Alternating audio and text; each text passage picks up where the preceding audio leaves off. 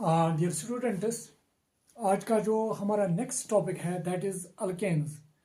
पिछले क्लास में हाइड्रोकार्बन्स के बारे में हमने पढ़ा है, तो आज हम अब दूसरा क्लास जो इसका है हाइड्रोकार्बन्स का दैट इज़ अल्केन्स। तो अल्केन्स को हम कैसे डिफाइन करते हैं यहाँ पे स्टार्ट करेंगे। अल्केन्स,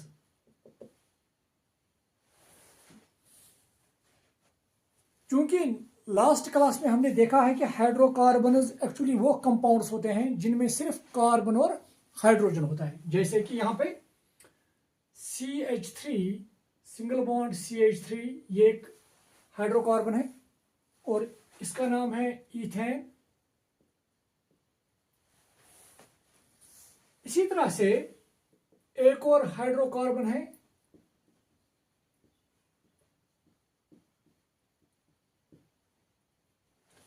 ये भी एक हाइड्रोकार्बन है क्योंकि इसमें भी कार्बन और हाइड्रोजन ही मौजूद है और इसका नाम है साइक्लोब्यूटेन।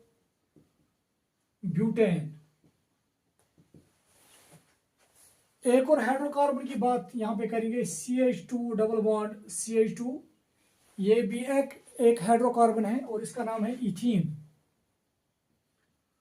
और इसी तरह से एक और हाइड्रोकार्बन की एग्जांपल यहां पे देंगे एंड इसका नाम है इथाइन। ये सभी हाइड्रोकार्बन्स हैं। वो हाइड्रोकार्बन्स जहां पे कार्बन कार्बन सिंगल बॉन्ड होता है, वो हाइड्रोकार्बन जहां पे कार्बन कार्बन सिंगल बॉन्ड होता है। अब कार्बन कार्बन सिंगल बॉन्ड यहां पर भी है और कार्बन कार्बन सिंगल बॉन्ड यहां पर भी है। वो हाइड्रोकार्बन्स जहां पे कार्बन कार्बन सिंगल बॉन्ड है और वो ओपन चेन स्ट्रक्चर में है, तो इन दो में से ओपन चेन स्ट्रक्चर में कौन है ये, तो इन्हीं को हम अल्केन्स नाम देते हैं। तो अल्केन्स क्या है एक्चुअली? अल्केन्स वो हाइड्रोकार्बन्स हैं which contain carbon carbon single bond, जिनमें कार्बन कार्बन सिंगल बॉन्ड होता है and they have open chain structure. तो जो ये पहला पॉइंट है अल्केन्स के बारे में, तो यहां पे स्टार्ट करेंगे। Alkanes are open chain hydrocarbons. Alkanes are open chain hydrocarbons which contain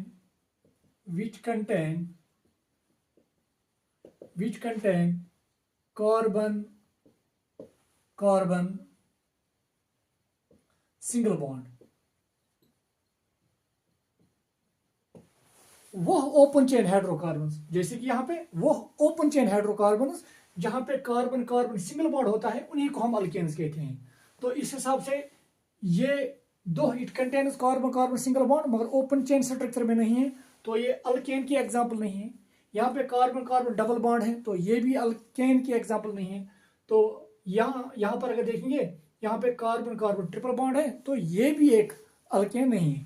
तो अल्केन एग्जाम्पल ये है दैट इज इथेन। तो अब हम अल्केन्स को कैसे डिफाइन करेंगे?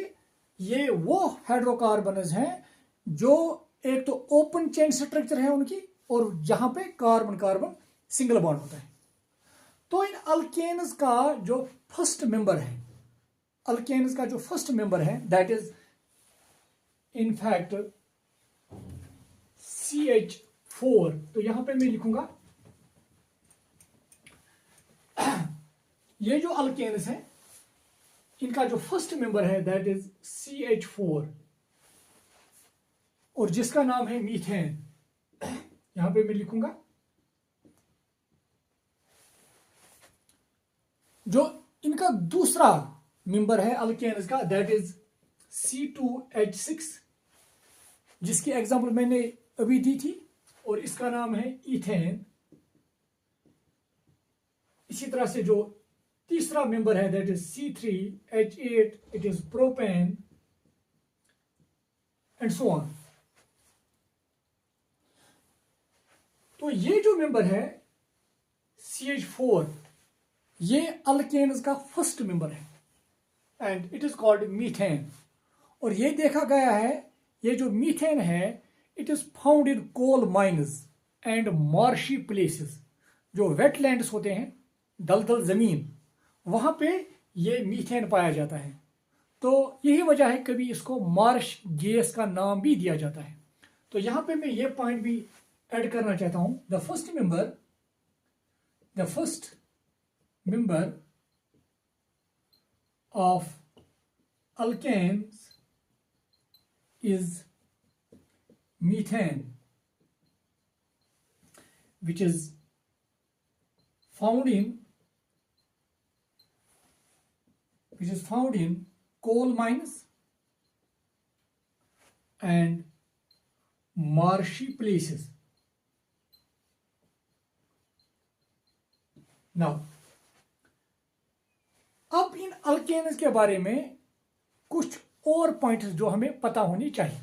नाउ, जैसे कि मैंने कहा कि मीथेन फर्स्ट मेंबर है अल्केन्स का, दूसरे नंबर पे है दैट इज इथेन, इसी तरह से propane, butane, pentane and so on. In fact ये जो अल्केन्स है, they are represented by general formula. इनको हम रिप्रेजेंट कर सकते हैं एक जनरल फार्मूला से, एंड दैट इज CnH2n+2। तो यहां पे मैं एक और पॉइंट लिखना चाहूंगा। The general formula of alkanes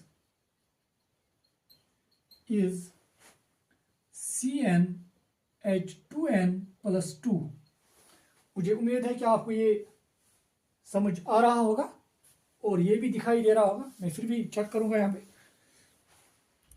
exactly. तो ये जो जनरल फार्मूला है अल्केन्स की, that is CnH2n+2, where n is equal to number of carbon atoms.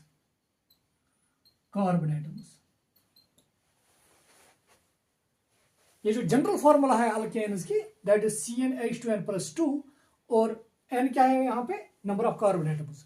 तो इस फार्मूला से हम किसी भी मेंबर की यहां पे फार्मूला लिख सकते हैं। जैसे कि स्टार्ट करेंगे 1 से, जो फर्स्ट मेंबर है। जब n का वैल्यू 1 होगा तो वो अल्केन्स का फर्स्ट मेंबर होगा। तो इसी तरह से जब n का वैल्यू 2 होगा वो दूसरा मेंबर होगा, एंड सो ऑन। तो स्टार्ट करेंगे फिर n is equal to 1। If n is equal to 1, अगर n 1 है तो यहां पे फार्मूला क्या बनेगी, C1H2 इंटू 1 हो गया 2 + 2 4। दैट इज जो वहां पे जो मेंबर बनेगा दैट वुड बी CH4, जो मैंने अभी कहा, जिसका नाम है मीथेन। और इसी तरह से अगर मैं चाहूंगा इसका सेकंड मेंबर क्या हो, कौन सा होगा अल्केन्स का, तो सिंपली n का वैल्यू मुझे 2 रखना पड़ेगा यहाँ पे। तो इसी तरह से if n is equal to, तो मेंबर क्या बन जाएगा, C2। यहाँ पे देखिए आप, n का वैल्यू 2, तो ये बन जाएगा 2 इंटू 2 हो गया 4 + 2, दैट इज C2H6, और इसका नाम है इथेन। चलो इसी तरह से अगर if n is equal to 3, तो फॉर्मूला क्या बनेगी तीसरे मेंबर की, दैट इज C3H2 3 6 + 2 8, C3H8। इसी तरह से अगर n का वैल्यू 4 रखेंगे तो C4H2 4 8 + 10, C4, तो H हुआ 10। इस मेंबर का नाम था इथेन, इसका नाम है प्रोपेन, इसी तरह से इसका नाम है ब्यूटेन, और इसी तरह से हमें पेंटेन मिल सकता है, हेक्सेन एंड सो ऑन। तो ये है फिर अल्केन। ये जो अल्केन्स है, अल्केन्स के मेंबर्स। और अगर आप इन अल्केन्स को देखेंगे, अल्केन्स जो भी अल्केन्स के मेंबर्स हैं, इन अल्केन्स को हम एक और नाम से भी जानते हैं। इन अल्केन्स को एक और नाम दिया जाता है, that is they are also called paraffins. अब पैराफिन्स क्यों इनको नाम दिया जाता है, थोड़ा मैं यहां पे कोशिश करूंगा। पहले मेंबर की बात यहां पे करेंगे। अगर आप पहले मेंबर की एक स्ट्रक्चर देखेंगे, चूंकि सी के साथ 4 कार्बन है, तो इसका मतलब यहां पे 4 बॉन्ड्स बनाए होंगे कार्बन ने। जिस तरह से केमिकल बॉन्डिंग में आपने पढ़ा होगा ये। तो मीथेन में कार्बन ने 4 बॉन्ड्स बनाए हैं। एक बॉन्ड है एक हाइड्रोजन के, दूसरा बॉन्ड है दूसरे हाइड्रोजन के साथ, एंड सो ऑन। और हमें यह भी पता है कि ये जो सिंगल बॉन्ड्स होते हैं, जब दो एटम्स के दरमियान सिंगल बॉन्ड होता है, this bond is always sigma bond. ये सिग्मा बॉन्ड होता है। और ये भी पता होगा आपको, sigma bonds are strong bonds. ये स्ट्रॉन्ग बॉन्ड्स होते हैं। तो ये जो कार्बन है, इसने चूंकि 4 बॉन्ड्स बनाए हैं, चारों के चारों सिंगल बॉन्ड्स हैं, therefore all bonds are strong bonds. तो अगर ये स्ट्रॉन्ग बॉन्ड्स हैं, एक और चीज हमें पता है ये भी है कि कार्बन 4 ही बॉन्ड बना सकता है, और मीथेन में इसने 4 बॉन्ड बनाए हैं। तो अगर ये मीथेन किसी एसिड के साथ रिएक्ट करना चाहेगा या बेस के साथ रिएक्ट करना चाहेगा, तो इसको क्या करना है?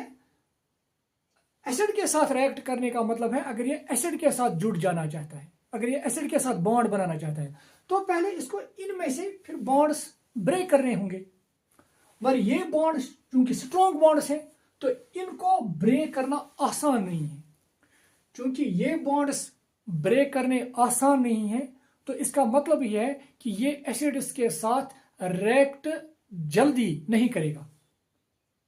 ये नॉर्मल कंडीशंस पे एसिड्स के साथ रिएक्ट नहीं करेगा, क्योंकि इसको रिएक्ट करने के लिए पहले अपने स्ट्रॉन्ग बॉन्ड्स ब्रेक करने हैं। तो यही वजह है, जो भी ये मीथेन है, अगर हम यहां पे मीथेन की ही बात करेंगे, ये मीथेन आप देखेंगे ये एसिड्स के साथ नॉर्मल कंडीशंस में रिएक्ट नहीं करेंगे।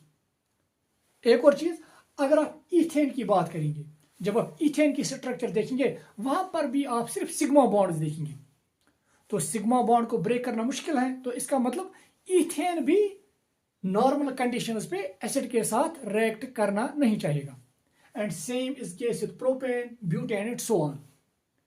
क्योंकि नॉर्मल कंडीशंस पे ये अल्केन्स न एसिड के साथ रिएक्ट करेंगे, न बेस के साथ आसानी के साथ, और न किसी रिएजेंट के साथ। एंड यही रीजन है इनका नाम दिया जाता है पैराफिन्स। पैराफिन्स मतलब विच हैव लेस रिएक्टिविटी।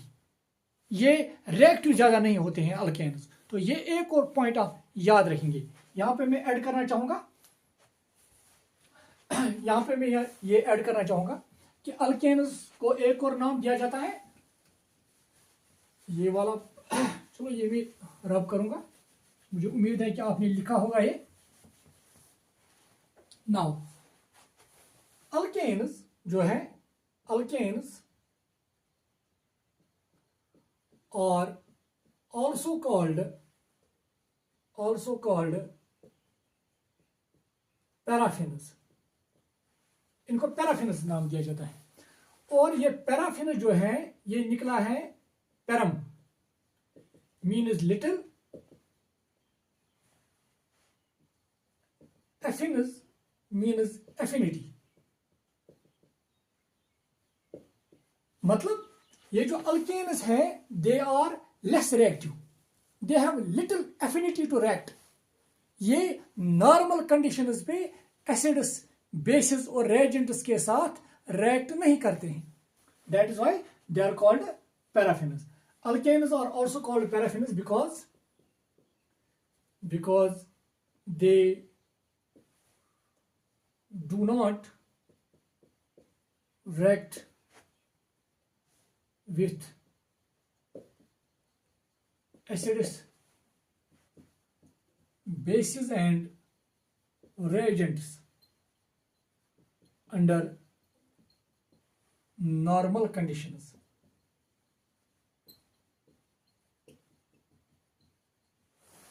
आप ये भी यहां पे याद रखेंगे, इसका ये हरगिज मतलब नहीं है कि अल्केन्स रिएक्ट नहीं करेंगे। ये रिएक्ट करते हैं, बट रिएक्शन करने के लिए इनके लिए हमें क्या करना पड़ता है कि कंडीशन, टेम्परेचर हाई करना पड़ेगा। नॉर्मली ये रिएक्ट नहीं करना चाहेंगे।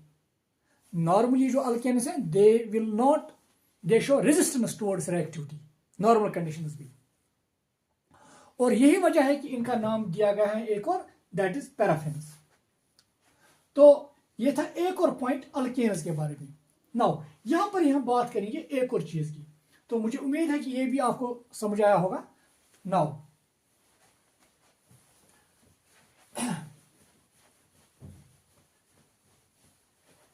अब एक और चीज यहां पे देखेंगे, ये जो मैंने डिफरेंट मेंबर्स अल्केन्स के लिखे हैं, जैसे कि मीथेन, ईथेन, प्रोपेन और ब्यूटेन, और जब आप देखेंगे इनकी केमिकल प्रॉपर्टीज सेम है, इनकी केमिकल प्रॉपर्टीज सेम है, ये केमिकल प्रॉपर्टीज एक जैसे दिखाते हैं और इनकी स्ट्रक्चर सेम है, ये भी आप देखेंगे। वो ग्रुप ऑफ ऑर्गेनिक कंपाउंड्स, क्योंकि ये ऑर्गेनिक कंपाउंड्स का ग्रुप है, which show similar chemical properties which have similar structure that constitute the homologous series. तो फिर ये मेंबर्स, ये जो अल्केन के बहुत सारे मेंबर्स हैं, दे will constitute the homologous series. तो ये जो होमोलॉगस सीरीज है ये किनकी है? अल्केन्स की। तो ये बनाएंगे फिर होमोलॉगस सीरीज ऑफ अल्केन्स। तो यहां पे मैं लिखूंगा the group of organic compounds, the group of organic compounds which have similar structure, similar chemical properties,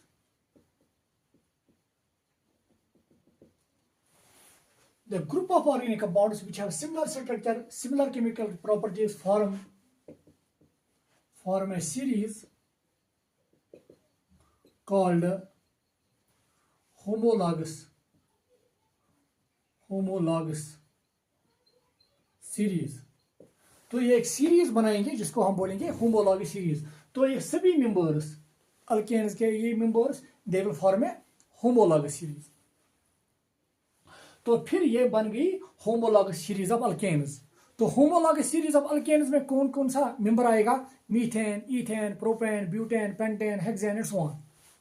एक और इंपॉर्टेंट चीज यहां पे देखिए आप, जो ये होमोलॉगस सीरीज है, ये जो होमोलॉगस सीरीज है, इसमें ये जो इंडिविजुअल मेंबर है इस होमोलॉगस सीरीज का, it is called homology.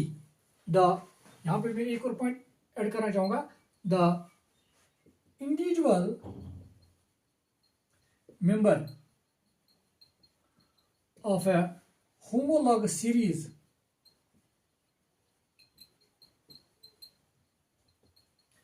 is called homology. It is called homology. Now, अगर आप यहां पे देखेंगे इस homologous series को, it is the homologous series of alkanes. अगर आप यहां पे देखेंगे जो फर्स्ट मेंबर है और जो सेकंड मेंबर है, यहां पे कार्बन एक है, यहां पे दो है, तो इसका मतलब डिफरेंस है एक कार्बन की। अगर आप यहां पे देखिए, यहां पे हाइड्रोजन 4 है, यहां पे 6 है, तो 2 हाइड्रोजन की डिफरेंस है। अगर आप इन दो के दरमियान देखेंगे, यहां पे कार्बन 2 है, 3 है, तो इसका मतलब फिर एक कार्बन की डिफरेंस है। यहां पे हाइड्रोजन 6 है, यहां पे 8 है, तो 2 हाइड्रोजन की डिफरेंस है। तो मैं ये कह सकता हूं जो एडजेसेंट मेंबर्स हैं एक होमोलॉगस सीरीज में, दे डिफर बाय CH2। उनमें जो डिफरेंस होती है वो होती है CH2 की। तो एक और पॉइंट आप याद रखेंगे होमोलॉगस सीरीज के बारे में, जो भी होमोलॉगस सीरीज है, यहां पे हम अल्केन होमोलॉगस सीरीज की बात कर रहे हैं, the consecutive members, the adjacent members, they differ by CH2। यह आप याद रखेंगे। एक और चीज आप यहां पे याद रखेंगे इस होमोलॉगस सीरीज के बारे में, एक्चुअली जो ये मीथेन है, मीथेन की अगर हम फिजिकल प्रॉपर्टी की मैं बात कर रहा हूं, दे शो केमिकल प्रॉपर्टी, दे शो सिमिलर केमिकल प्रॉपर्टीज, मगर अगर मैं फिजिकल प्रॉपर्टीज की बात करूंगा, ये कुछ फिजिकल प्रॉपर्टी दिखा रहा होगा मीथेन। इथेन भी कोई फिजिकल प्रॉपर्टी दिखा रहा होगा।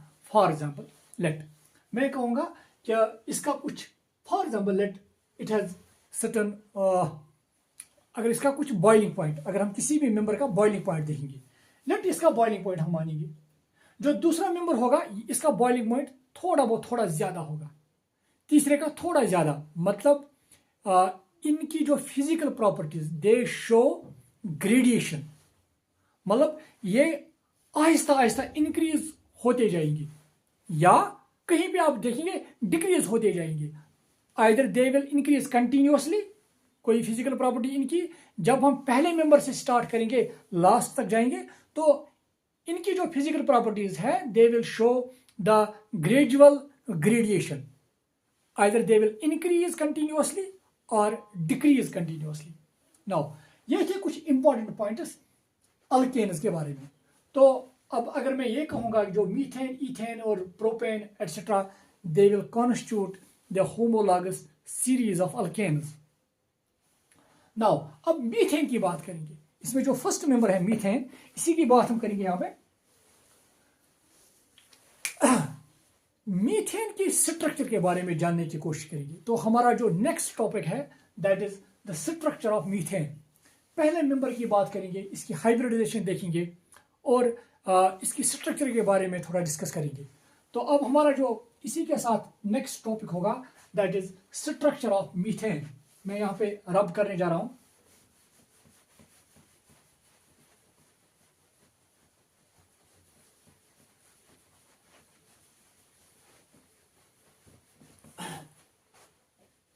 स्ट्रक्चर ऑफ मीथेन,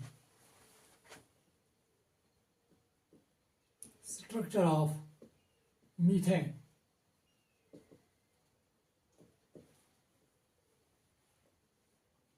तो मीथेन के बारे में जानने से, जब हम मीथेन के बारे में जानेंगे तो थोड़ा बहुत हम इजीली प्रेडिक्ट कर सकते हैं इथेन, प्रोपेन एंड ब्यूटेन के बारे में। तो स्टार्ट करेंगे आप मीथेन से।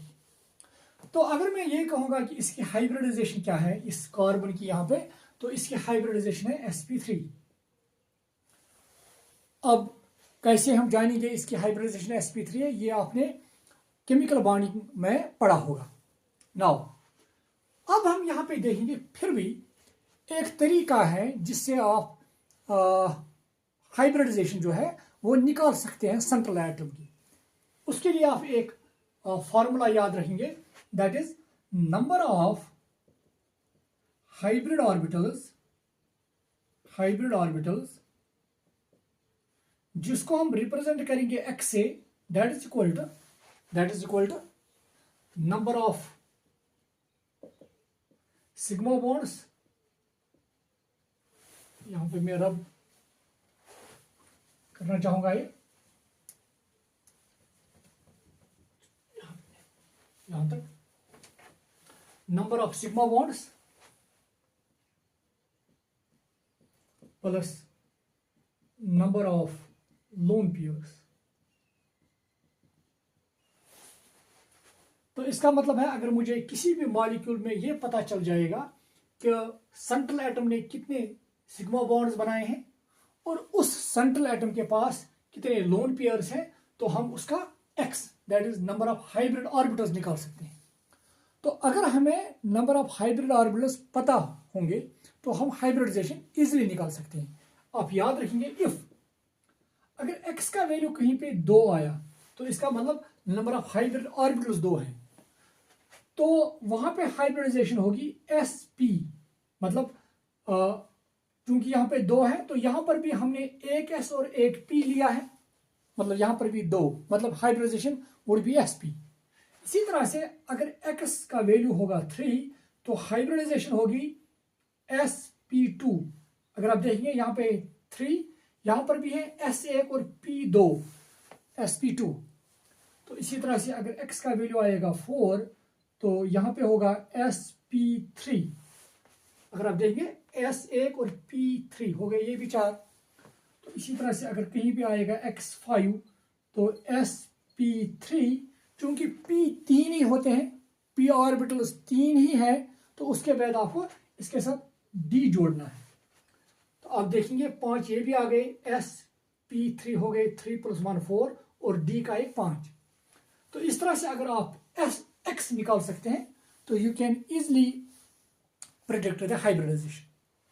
नाउ अब हम इन मॉलिक्यूल्स को ये फॉर्मूला अप्लाई करेंगे। तो कैसे हाइब्रिडाइजेशन निकालेंगे देखिए आप।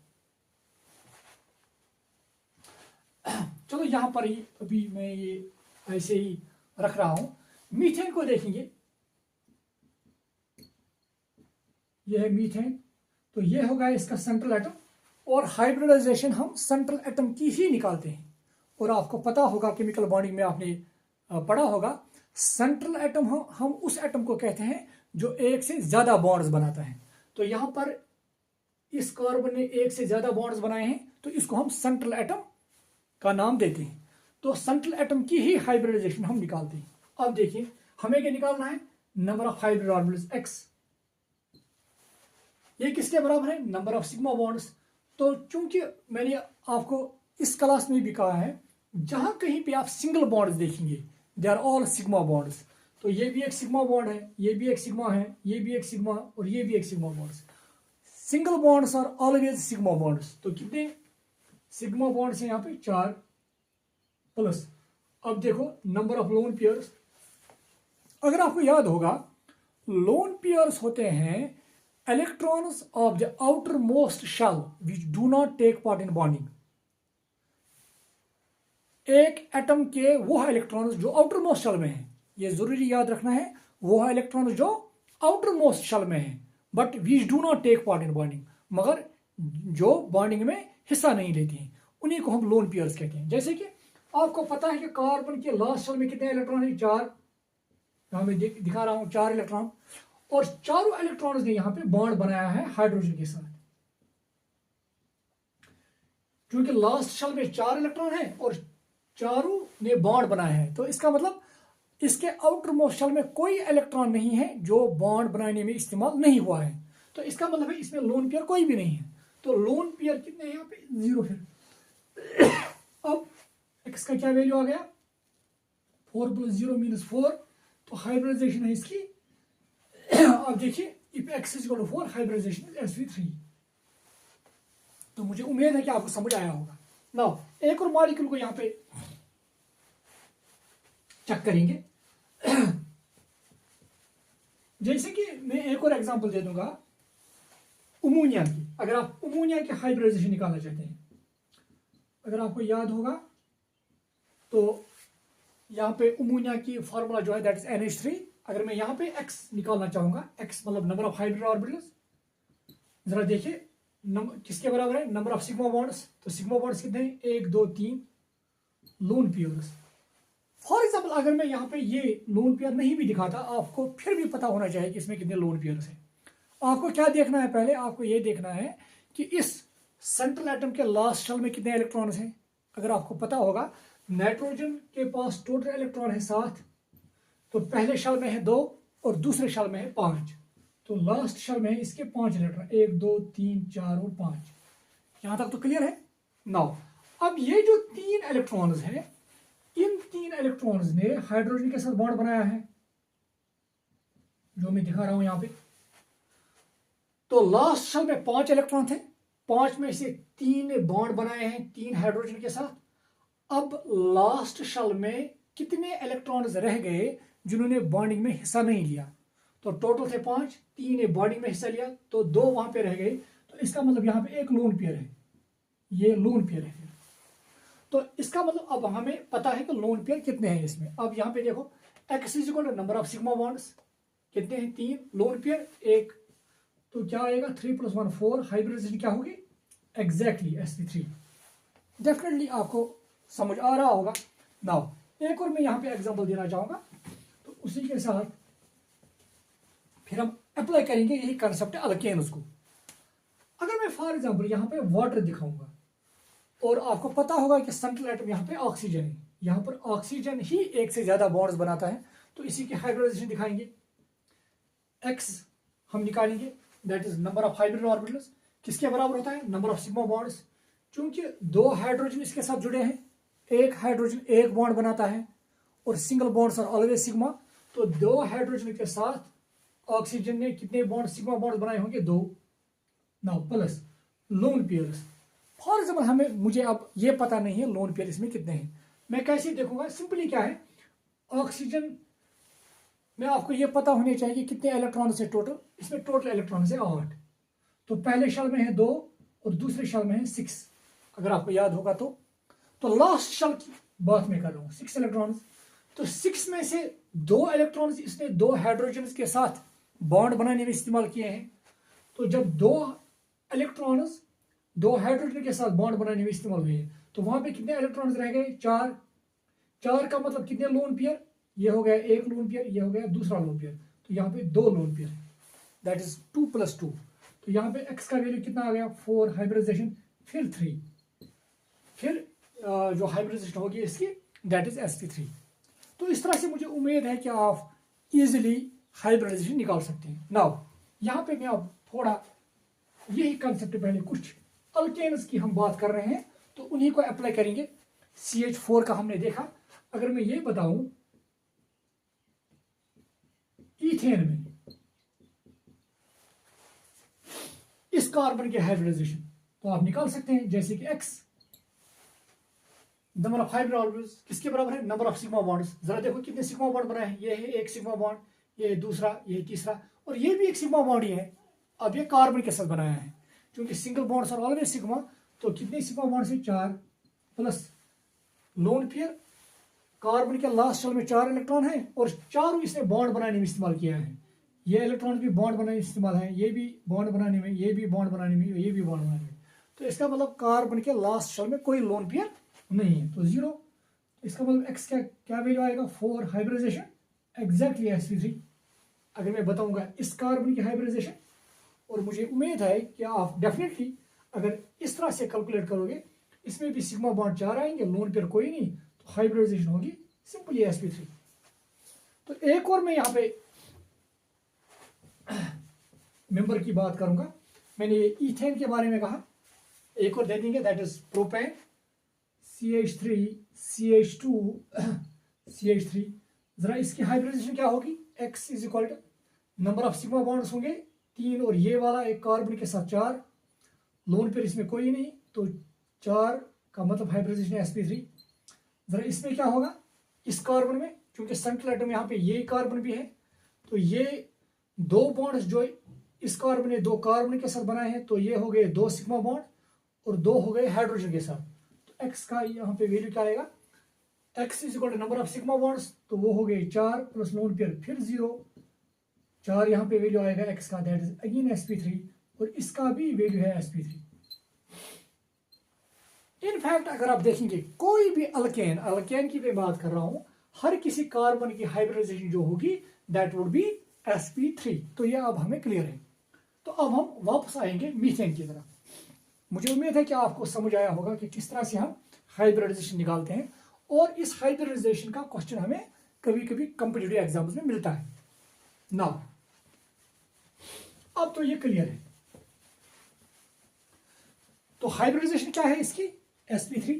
तो इसकी स्ट्रक्चर के बारे में जानने की कोशिश करेंगे। नाउ अगर आपको पता होगा कि जो कार्बन की इलेक्ट्रॉनिक कॉन्फ़िगरेशन है that is 1s2 2s2 2px1 2py1 2pz0।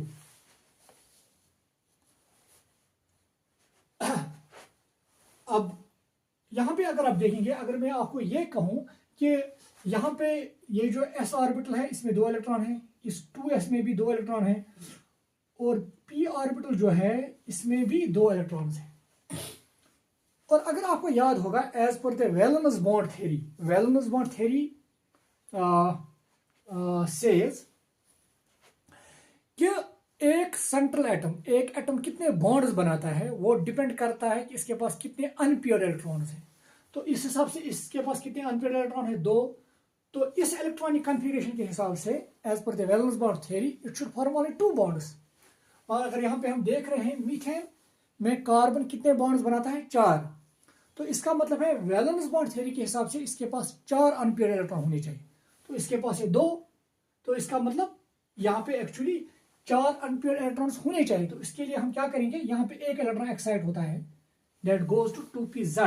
तो इसकी इलेक्ट्रॉनिक कन्फिग्रेशन क्या बनेगी फिर 1s2 2s1 and 2px1 2py1 2pz1। तो यहां पे मैं लिखूंगा 2 1 1 1 और 1। नाउ अब अगर आप यहां पे देखेंगे कितने अनपेयर्ड इलेक्ट्रॉन्स हैं 4। तो अगर 4 अनपेयर्ड इलेक्ट्रॉन है as per the valence bond theory it can form now 4 bonds. और यहां मैं आपको कहना चाहूंगा क्या हमें यहां पे एक्साइटेशन करनी चाहिए या नहीं, यह हमें कैसे पता चल जाएगा। यह डिपेंड करता है कि इस सेंट्रल एटम ने कितने बॉन्ड्स बनाए हैं। तो अगर यहाँ पे 4 बॉन्ड बनाए हैं तो यहाँ पे अनपेयर्ड इलेक्ट्रॉन है 2, तो इसका मतलब यहाँ पे एक्साइटेशन हमें करनी है। याद रखना है क्या, अगर 4 बॉन्ड्स बनाने हैं तो यहाँ पे 4 अनपेयर्ड इलेक्ट्रॉन्स होने चाहिए, तो तब ये 4 बॉन्ड्स बना सकता है। ये एक इंपॉर्टेंट पॉइंट है। और मैं नॉर्मल बॉन्ड की बात कर रहा हूं। नॉर्मल बॉन्ड का मतलब जो म्यूचुअल शेयरिंग से बनता है, कोऑर्डिनेट बॉन्ड की बात नहीं मैं करता हूं। तो नॉर्मल कोवेलेंट बॉन्ड बनाने के लिए अगर यहाँ पे कार्बन ने नॉर्मल कोवेलेंट बॉन्ड बनाए हैं 4, तो इसका मतलब है यहाँ पे अनपेयर्ड इलेक्ट्रॉन होने चाहिए 2। फॉर एग्जाम्पल मुझे पता नहीं है अभी एक्साइटेशन हुई है नहीं, क्योंकि मुझे लग रहा है कि 2 ही अनपेयर्ड इलेक्ट्रॉन है, तो इसका मतलब मुझे फिर खुद पता लगना चाहिए कि यहाँ पे फिर एक्साइटेशन होगी। जब एक्साइटेशन होगी तब ही 4 अनपेयर्ड इलेक्ट्रॉन पॉसिबल है और तब ही ये 4 बॉन्ड बना सकता है।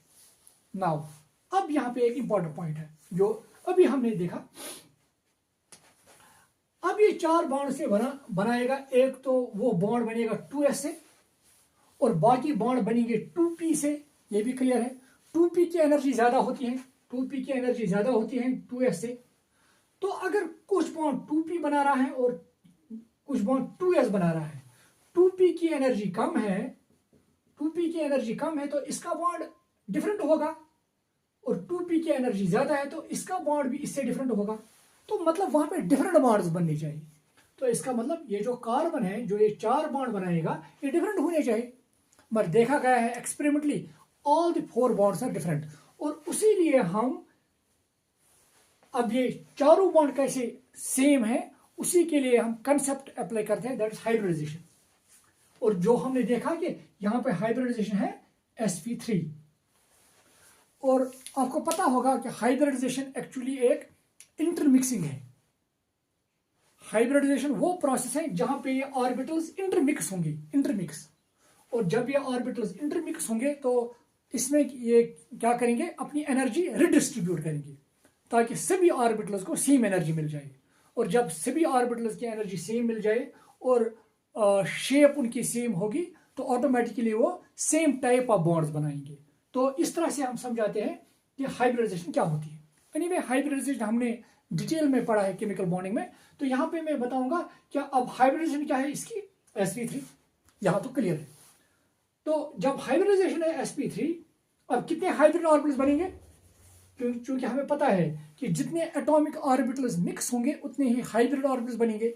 यहां पे एटॉमिक ऑर्बिटल्स कितने मिक्स होंगे, 1 2 3 4। तो इसका मतलब वहां पे बनेंगे भी 4 हाइब्रिड ऑर्बिटल्स, जो मैं यहां पे दिखाऊंगा। मैं यहां पे रब करने जा रहा हूं। अब कितने हाइब्रिड ऑर्बिटल्स बनेंगे, क्योंकि यहां पे 4 एटॉमिक ऑर्बिटल्स मिक्स हो रहे हैं थ्रू sp3 हाइब्रिडाइजेशन, और वहां पे हाइब्रिड ऑर्बिटल्स कितने बनेंगे, 4। और वो हाइब्रिड ऑर्बिटल्स इस तरह से होंगे। ये समझो ये सेंट्रल एटम की बात मैं कर रहा हूं। एक हाइब्रिड ऑर्बिटल ये है, एक हाइब्रिड ऑर्बिटल ये है, हो गया दूसरा हाइब्रिड ऑर्बिटल, तीसरा, और ये है hybrid orbital fourth one. No इन हाइब्रिड ऑर्बिटल्स में अब इलेक्ट्रॉन्स रहेंगे। अब किस हाइब्रिड ऑर्बिटल्स में कितने इलेक्ट्रॉन्स रहेंगे वो डिपेंड करता है ये जो एटॉमिक ऑर्बिटल्स है इसमें कितने कितने इलेक्ट्रॉन्स हैं। तो यहाँ पे हर किसी एटॉमिक ऑर्बिटल में एक एक इलेक्ट्रॉन है, तो आप भी यहाँ पे एक एक इलेक्ट्रॉन ही रखेंगे। एक और चीज, जिस तरह से एटॉमिक ऑर्बिटल स्टेबल होने के लिए उसको 2 इलेक्ट्रॉन चाहिए, यहां पर भी हाइब्रिड ऑर्बिटल को स्टेबल होने के लिए 2 इलेक्ट्रॉन चाहिए। तो इस हाइब्रिड ऑर्बिटल में कितने इलेक्ट्रॉन है, एक, इसको चाहिए एक और, तो यहां से अब हाइड्रोजन आएगा और वो हाइड्रोजन इसके साथ जुड़ जाएगा बॉन्ड बनाने के लिए, या हम कहेंगे ओवरलैपिंग होगी। अब इस हाइड्रोजन का जो ऑर्बिटल है 1s वो इस हाइब्रिड ऑर्बिटल के साथ ओवरलैप करेगा। तो मैं चाहूंगा ये स्ट्रक्चर नीचे बनाऊं थोड़ा ताकि ये अच्छे से दिखे। यहाँ पे हाइब्रिडाइजेशन क्या हुई थी, sp3। तो जब sp3 हाइब्रिडाइजेशन होगी तो यहाँ पे कितने ऑर्बिटल्स बनेंगे, यहाँ पे मिक्स हुए हैं 4। तो हाइब्रिडाइजेशन में जितने ऑर्बिटल्स मिक्स होते हैं उतने ही हाइब्रिड ऑर्बिटल्स बनते हैं। तो यहाँ पे बनेंगे 4 और 4 में ये आप सेंट्रल एटम में दिखा रहा हूँ, ये एक हाइब्रिड ऑर्बिटल, ये दूसरा हाइब्रिड ऑर्बिटल, तीसरा और चौथा। अब इसमें इलेक्ट्रॉन्स होंगे, इसमें उसी तरह से इलेक्ट्रॉन्स होंगे जो एटॉमिक ऑर्बिटल्स मिक्स हुए हैं उनके पास जिस तरीके से इलेक्ट्रॉन्स होंगे उसी तरीके से इन हाइब्रिड ऑर्बिटल्स में भी इलेक्ट्रॉन्स होंगे। तो यहाँ पे कितने इलेक्ट्रॉन्स हैं, इनके पास एक एक, तो यहाँ पर भी एक एक इलेक्ट्रॉन होगा। और एक और चीज, क्योंकि ये हाइब्रिड ऑर्बिटल्स बने हैं थ्रू sp3 हाइब्रिडाइजेशन, इन हाइब्रिड ऑर्बिटल्स का नाम ही है sp3 हाइब्रिड ऑर्बिटल्स। याद रखिएगा आप, ये जो हाइब्रिड ऑर्बिटल्स sp3 हाइब्रिडाइजेशन से बनते हैं उन हाइब्रिड ऑर्बिटल्स का नाम sp3 हाइब्रिड ऑर्बिटल्स है, और जो sp2 हाइब्रिडाइजेशन से बनते हैं उनका नाम ही है sp2 hybrid orbitals and so on. तो इनका नाम क्या है इन हाइब्रिड ऑर्बिटल्स का, sp3 हाइब्रिड ऑर्बिटल्स। एक और पॉइंट, एक एटॉमिक ऑर्बिटल स्टेबल होता है 2 इलेक्ट्रॉनों से, उसको 2 इलेक्ट्रॉन चाहिए, और हाइब्रिड ऑर्बिटल भी स्टेबल होता है 2 इलेक्ट्रॉन से। तो यहाँ पे कितने इलेक्ट्रॉन है, एक, तो इसको एक और इलेक्ट्रॉन चाहिए, तो उसके लिए यहाँ से हाइड्रोजन आएगा। और आपको पता है कि अगर मैं यहाँ पे लिखूं हाइड्रोजन की इलेक्ट्रॉनिक कॉन्फ़िगरेशन है 1s1, इसका इलेक्ट्रॉन 1s में है, वही 1s ऑर्बिटल इस हाइब्रिड ऑर्बिटल के साथ ओवरलैप करके इसके साथ बॉन्ड बनाएगा। इसी तरह से एक हाइड्रोजन इसके साथ, क्योंकि उस हाइड्रोजन का एक इलेक्ट्रॉन और इस हाइब्रिड ऑर्बिटल का एक इलेक्ट्रॉन, इसी तरह से एक हाइड्रोजन इसके साथ और एक हाइड्रोजन इसके साथ, इस तरह से ये शेप बनेगी। और इस शेप को बोलते हैं टेट्राहेड्रल स्ट्रक्चर, टेट्राहेड्रल स्ट्रक्चर। आप मीथेन की हम बात कर रहे हैं। नाउ एक और पॉइंट, इसी तरीके से क्यों ये रहेंगी, एक्चुअली ये जो बॉन्ड पेयर है यहाँ पे, अगर हम मीथेन की बात करेंगे, ये बॉन्ड पेयर और ये बॉन्ड पेयर ये आपस में रिपल्शन कर रहे हैं, और इसी तरह से ये इनके साथ रिपल्शन कर रहा है, ये इसके साथ रिपल्शन कर रहा है, तो बॉन्ड पेयर्स के दरमियान रिपल्शन है। तो ये बॉन्ड पेयर्स इस तरह से वहां पे रहेंगे कि ताकि इनके दरमियान रिपल्शन मिनिमम हो। और आपको पता होगा जब रिपल्शन मिनिमम होती है एनर्जी मिनिमम होती है, और जब एनर्जी मिनिमम होती है तो स्टेबिलिटी मैक्सिमम होती है। तो ये मॉलिक्यूल स्टेबल होने के लिए इन बॉन्ड पेयर्स के दरमियान रिपल्शन मिनिमम होनी चाहिए, और मिनिमम रिपल्शन तब ही पॉसिबल है जब ये मीथेन टेट्राहेड्रल स्ट्रक्चर में रहेगा। तो यही वजह है कि जो मीथेन की शेप है दैट इज टेट्राहेड्रल। अगर आपसे कोई ये पूछता है व्हाई मीथेन इज टेट्राहेड्रल, आपका जवाब होना चाहिए because in this shape the bond pairs have minimum repulsion, और जब रिपल्शन मिनिमम होती है एनर्जी मिनिमम होती है, और जब एनर्जी मिनिमम होती है एंड स्टेबिलिटी मैक्सिमम होती है। तो यही वजह है the methane exists in tetrahedral shape. तो मैं कोशिश करूंगा ये टेट्राहेड्रल शेप आपको दिखाने की। यहाँ पे मैंने मॉडल लाया है, तो अगर आपको लग रहा है दिस द टेट्राहेड्रल शेप जो मैं दिखा रहा हूँ आपको, आप समझो ये कार्बन है और ये हाइड्रोजन है, ये एक और हाइड्रोजन, एक और हाइड्रोजन, और ये है ये hydrogen, and this shape is called tetrahedral. अगर आप यहाँ पे आपको दिख रहा होगा अच्छे से, ये जो बॉन्ड एंगल है, जितना बॉन्ड एंगल यहाँ पे है उतना ही बॉन्ड एंगल यहाँ पे है, उतना ही बॉन्ड एंगल यहाँ पे है, और इसी शेप को हम टेट्राहेड्रल शेप कहते हैं। अगर आप देखेंगे अच्छे से नाउ, और ये देखा गया ये जो बॉन्ड एंगल है यहाँ पे इट इज़ 109 डिग्री 28 मिनट्स। तो यहाँ पे मैं लिखूंगा द एंगल इज, जो यहाँ पे ये एंगल है इसका न्यूक्लियस और इसका न्यूक्लियस में मिलाऊंगा ताकि इंटर न्यूक्लियर एक्सिस यहाँ पे मैं दिखाऊं। और इन एक्सिस के दरमियान जो एंगल है it is 109 degree 28 minutes. 28 minute होता है 0.5 डिग्री के। तो कभी कभी आप ये भी देखेंगे 109.5 डिग्री एंगल। तो मीथेन में एंगल क्या है, इट इज 109.5 डिग्री और 109 डिग्री 28 मिनट्स। तो एक और चीज, why this shape is called tetrahedral shape.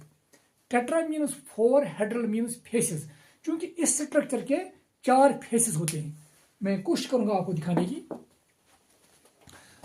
अगर आप ये देखेंगे, इस मीथेन को यहाँ पे देखेंगे, ये जो है ये वाला, ये और ये, तो ये एक ट्राइंगुलर फेस यहाँ पे बनेगा। अगर आप यहाँ पे देखेंगे ट्राइंगुलर फेस, तो इसी तरह से एक ट्राइंगुलर फेस इस तरफ बनेगा, हो गए 2। एक ट्राइंगुलर फेस इस तरफ बनेगा इस साइड से, और एक ट्राइंगुलर फेस नीचे बन जाएगा। तो 4 ट्राइंगुलर फेसेस होने की वजह से इस शेप को टेट्राहेड्रल शेप का नाम दिया जाता है। तो मैं फिर दिखाऊंगा, अगर आप इस हाइड्रोजन को आपस में मिलाएंगे तो आपको एक ट्राइंगुलर फेस दिखेगा यहाँ पे। इसी तरह से एक और ट्राइंगुलर फेस इस तरफ से दिखेगा, हो गए 2। एक और ट्राइंगुलर फेस इस तरफ से दिखेगा, हो गया 3, और एक नीचे, दैट इज 4 ट्राइंगुलर फेसेस। तो 4 ये फेसेस होने की वजह से this shape is called tetrahedral shape और टेट्राहेड्रल स्ट्रक्चर। तो ये था मीथेन के बारे में, स्ट्रक्चर ऑफ मीथेन। नाउ ये जो मीथेन है, एक और पॉइंट जो मैंने इससे पहले भी कहा है, ये मीथेन आपको कभी इस तरह से भी पूछा जाता है, this methane is the main constituent of natural gas. ये आपसे कभी पूछा जाएगा। तो यहाँ पे कुछ क्वेश्चन यहाँ पे मैं लिखना चाहूँगा, तो लास्ट पे आप उनका कोशिश करेंगे जवाब देने की। तो आप यहाँ तक ये नोट कीजिएगा। तो यहाँ पे मैं कुछ क्वेश्चंस लिखने जा रहा हूँ।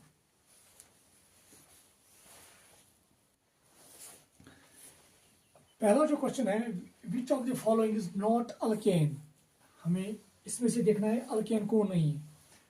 CH4 it is in fact first member of alkane, तो ये अल्केन है। और इनफैक्ट अगर दूसरा देखेंगे आप CH3 यहाँ पर कार्बन कार्बन सिंगल बॉन्ड है, और जहाँ पर भी आप कार्बन कार्बन सिंगल बॉन्ड किसी हाइड्रोकार्बन में देखेंगे और ओपन चेन है, इट इज ऑल्सो अल्केन। यहाँ पे CH3 CH2 ये भी एक अल्केन है, प्रोपेन इसका नाम है। अगर आप यहाँ पे देखेंगे, ये कार्बन कार्बन यहाँ पे सिंगल बॉन्ड है, बट इट इज साइक्लिक।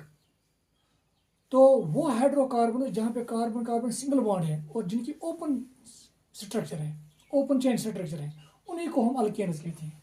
तो ये 3 फिर अल्केन्स है, क्योंकि मीथेन भी अल्केन में ही आता है, तो ये अल्केन नहीं है। तो which of the following is not in alkane, ये इसका करेक्ट आंसर होगा। नाउ अब यहाँ पे hybridization of carbon in the following molecule from left to right. Left यहाँ से देखनी है हमें कि इस कार्बन की हाइब्रिडाइजेशन इसकी और इसकी। सिंपल जो मैंने आपको अभी बताया था, क्या आप फॉर्मूला इस्तेमाल करेंगे, x is equal to number of sigma bonds plus number of lone pairs. तो अगर आपको ये फॉर्मूला लगाना आया तो ऑटोमेटिकली आप आराम से निकाल सकते हैं। यहाँ पे देखेंगे x का क्या वैल्यू आएगा, यहाँ पे सिग्मा बॉन्ड है 3 है हाइड्रोजन के साथ और एक कार्बन के साथ, तो 4 लोन पेयर तो इसमें कोई नहीं है, क्योंकि कार्बन के पास 4 ही इलेक्ट्रॉन्स है और वो इसने चारों बॉन्ड बनाने में इस्तेमाल किया है। तो इसकी हाइब्रिडाइजेशन है फिर sp3। जरा इसकी यहाँ पर भी x का वैल्यू 2 सिग्मा बॉन्ड 2 हाइड्रोजन के साथ और 2 सिग्मा बॉन्ड 2 कार्बन के साथ। तो यहाँ पर 4 सिग्मा बॉन्ड है, लोन पेयर फिर भी कोई नहीं है, तो इसकी भी हाइब्रिडाइजेशन sp3।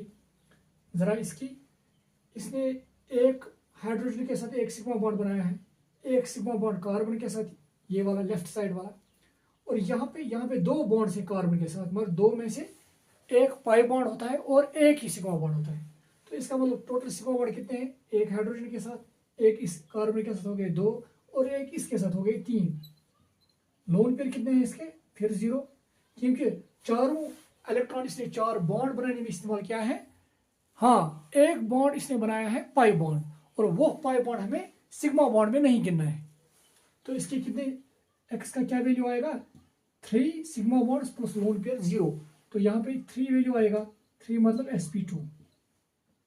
जरा इसका क्या होगा, इस कार्बन ने इस हाइड्रोजन के साथ 2 सिग्मा बॉन्ड बनाए हैं और इसके साथ एक, चूंकि डबल बॉन्ड है, डबल बॉन्ड में एक ही सिग्मा बॉन्ड होता है, तो हो गए 3 और लोन पेयर फिर 0, क्योंकि लोन पेयर होते हैं वो इलेक्ट्रॉन्स जो आउटर मोस्ट शेल में है मगर बॉन्डिंग में हिस्सा नहीं लेते हैं।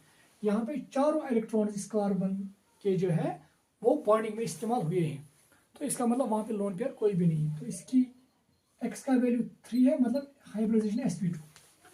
तो पहले कार्बन की है sp3, तो यहाँ पर है sp3, यहाँ पर sp3 और दूसरे ये भी sp3 है, sp3 ये भी है, तो इन दो में से देखना कि यहाँ पे sp2 है। तीसरे कार्बन की है sp2, देखिए यहाँ पे sp3, यहाँ पे sp2 ये है, और चौथे कार्बन की भी sp2, तो ये है इसका करेक्ट आंसर। तो मुझे उम्मीद है कि आपको समझ आया होगा क्या अल्केन्स क्या होते हैं, अल्केन्स को हम कैसे डिफाइन करते हैं, और मीथेन की स्ट्रक्चर या जो हाइब्रिडाइजेशन हम निकालते हैं सिग्मा सेंट्रल एटम की, वो कैसे निकालते हैं। So thank you dear students.